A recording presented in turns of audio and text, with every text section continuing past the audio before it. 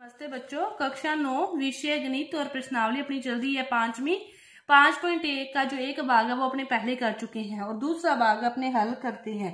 अब ये दूसरे भाग में क्या कह रहा है कि पहला जो अपने को दे रखा था, इससे चौथा क्वेश्चन जो हल किया था, आपने वो वीडियो नहीं देखी तो देख लेना। सॉरी, गलत हो गया कि कोई भी बिंदु है ए बी है और इनका बीच में सी दे रखा था। अब वो क्या कह रहा है, जो सी है वो ए बी का क्या है, मध्य बिंदु है और अपने को सिद्ध करना है कि एक रेखाखंड का एक और केवल एक मध्य बिंदु होता है।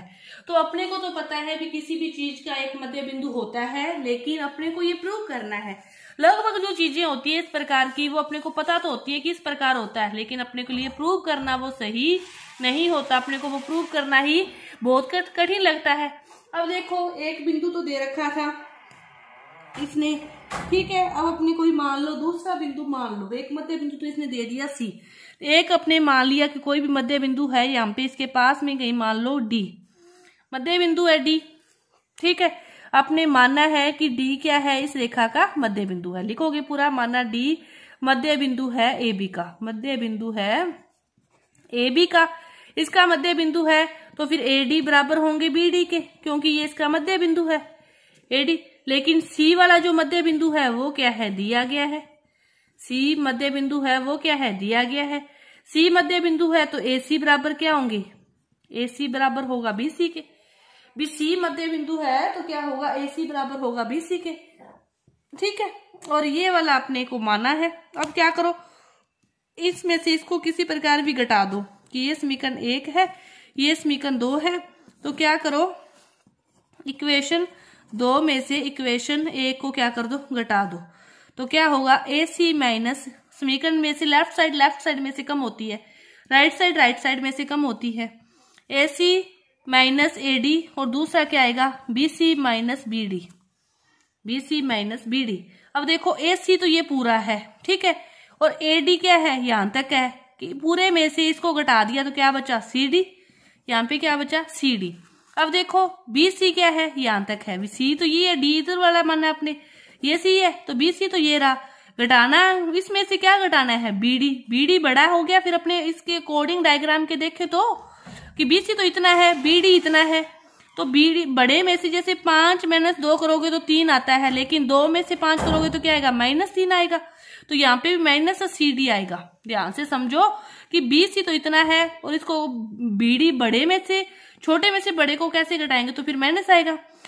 इसको इस साइड ले आओ माइनस वाले को, तो माइनस माइनस प्लस हो गया, इस साइड क्या बचा, 0। तो 2 सी डी बराबर भी क्या, 0।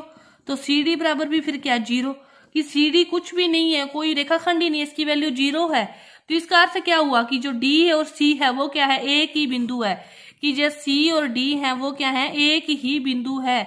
जब सी डी की वैल्यू ही 0 है, कोई रेखाखंड ही नहीं है इस प्रकार का, तो फिर सी व डी क्या है, एक ही बिंदु है। तो अपना प्रूव हुआ कि एक ही मध्य बिंदु होता है किसी भी रेखाखंड का।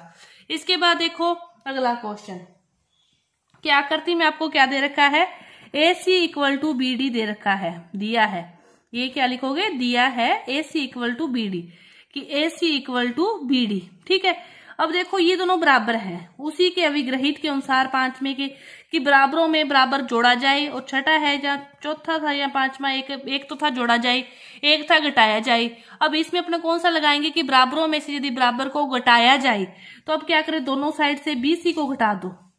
बराबरों में से बराबर को घटाया जाए तो भी वो बराबर होती है। ये यूक्लिड का अविग्रहित है, यहाँ पे पूरी लाइन लिखोगे, मैं समझा रही हूँ सिर्फ, आप क्वेश्चन को हल करते समय यहाँ पे पूरी लाइन अविग्रहित लिखोगे।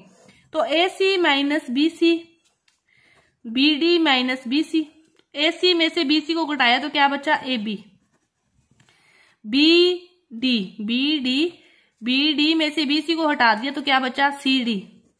यही क्या करना था, प्रूव करना था, और अपने को यो प्रूव करना था वो क्या हो गया, प्रूव्ड हो गया। ये आपका क्वेश्चन नंबर 6। इसके बाद देखो 7वां क्वेश्चन, यूक्लिड के अविग्रहितों की सूची में दिया गया अविग्रहित 5 सर्वव्यापी सत्य क्यों माना जाता है।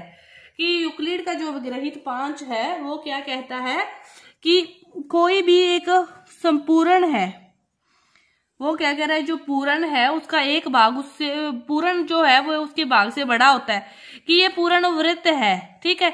तो इसका एक भाग लेंगे तो ये क्या होगा, इसका भाग। तो उसी चीज का जब भाग ले रहे हैं वो उससे क्या है, छोटा है, तो वो छोटा ही होगा। तो ये क्या है, सर्वव्यापी सत्य ही है।